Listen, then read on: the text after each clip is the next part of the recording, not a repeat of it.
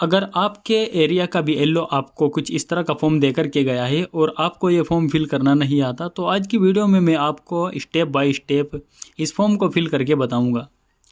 तो जैसे ही आपको ये कुछ इस तरह का फॉर्म मिलेगा, ये एसआईआर फॉर्म है, इसको आप कैसे फिल करेंगे।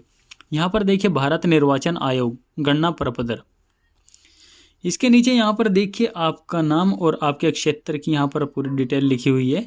फिर साइड में यहाँ पर आपको अपना एक फ़ोटो दिखाई देगा, इसके बराबर में आपको एक वर्तमान का फ़ोटो बनवा करके लगा देना है। उसके आगे चलिए यहाँ पर जन्म तिथि, यहाँ पर आपको अपनी डेट ऑफ बर्थ यानी अपनी जन्म तिथि डाल देनी है। जिस किसी का भी आप ये फॉर्म फिल कर रहे हैं उसकी यहाँ पर डेट ऑफ बर्थ लिख देंगे। उसके आगे यहाँ पर आधार संख्या, यहाँ पर आपको आधार संख्या लिख देनी है, वैसे ये ऑप्शनल है। उसके आगे चलिए यहाँ पर मोबाइल नंबर लिखने के बाद यहाँ पर देखिए पिता, इसके नीचे आपको यहाँ पर अपने पिता का नाम लिख देना है और उसके नीचे यहाँ पर पिता अभिभावक का ईपीआईसी संख्या, ईपीआईसी संख्या एपिक नंबर होता है जो हमारा वोटर कार्ड होता है उसके ऊपर होता है।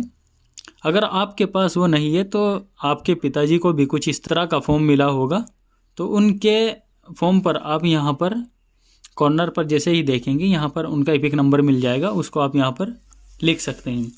यहाँ पर आप अपनी माता का नाम लिखेंगे और ऐसे ही इनका भी आप ईपीआईसी संख्या यहाँ पर लिख देंगे। इसके आगे यहाँ पर देखिए अगर आपकी शादी हो चुकी है तो आप यहाँ पर अपनी पत्नी का नाम लिख देंगे और उनका यहाँ पर ईपीआईसी संख्या लिख देंगे।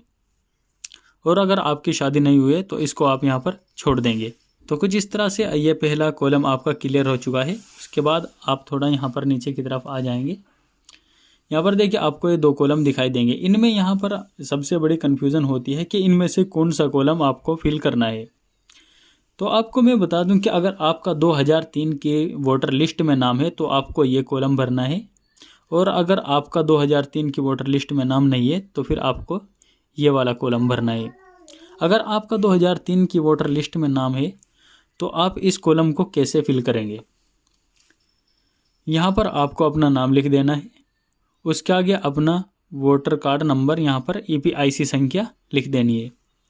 उसके आगे आपको अपने पिता का नाम लिखना है और उनसे आपका क्या संबंध है, यानी कि आपके फादर हैं तो आप अपने पिता का यहाँ पर लिख देंगे।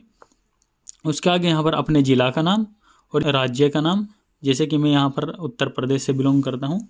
अगर आप भी उत्तर प्रदेश से बिलोंग करते हैं तो आप उत्तर प्रदेश लिखेंगे, नहीं तो आप जिस स्टेट से आप बिलोंग करते हैं उस स्टेट का आप नाम यहाँ पर लिखेंगे।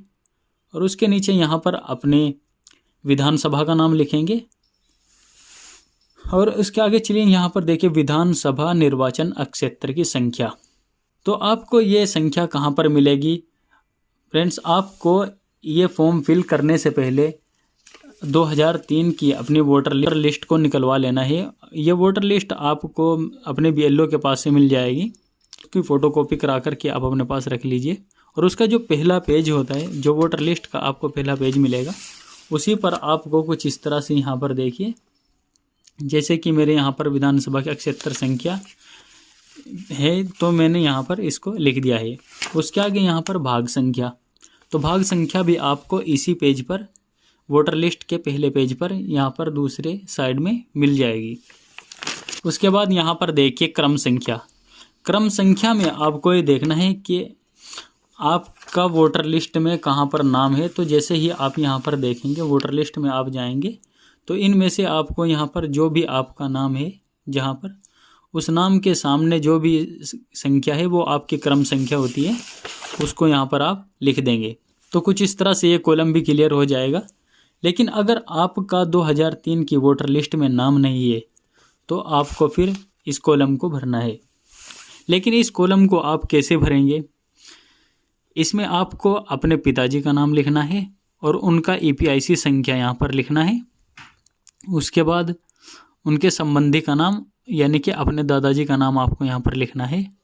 आपके दादाजी से आपके पिता का क्या संबंध है, यानी कि उनके पिता हैं तो आप यहाँ पर फादर लिख देंगे। उसके बाद ऐसे ही यहाँ पर जिला का नाम, यहाँ पर राज्य का नाम और यहाँ पर विधानसभा का नाम। और ऐसे ही जैसे यहाँ पर देखिए विधानसभा निर्वाचन क्षेत्र की संख्या, जैसे कि मैंने यहाँ पर इधर आपको बताया था, तो सेम इसी तरीके से यहाँ पर आपको लिख देना है। उसके बाद यहाँ पर आप अपना एक सिग्नेचर कर देंगे और आप यहाँ पर सिग्नेचर कर देंगे और यहाँ पर आपके BLO के हस्ताक्षर होंगे। तो कुछ इस तरह से ये फॉर्म फिल हो जाएगा और ये फॉर्म आपको दो फॉर्म मिलते हैं और दोनों में ही सेम डिटेल फिल की जाती है। इस फॉर्म को फिल करने के बाद एक अपने पास रख लेंगे और एक BLO साहब को दे देंगे।